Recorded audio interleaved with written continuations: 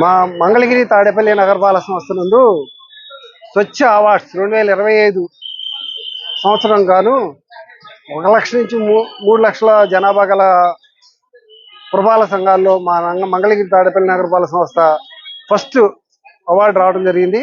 ఈ రోజున మా గౌరవనీయ మున్సిపల్ కమిషనర్ గారు తుమ్మలపల్లి కళాక్షేత్రం వెళ్ళి గౌరవనీయులైన ముఖ్యమంత్రి గారి చేతుల మీద ఉన్న నారా చంద్రబాబు నాయుడు గారి చేతుల మీద కూడా ఈ అవార్డు తీసుకోవడం జరుగుతుంది.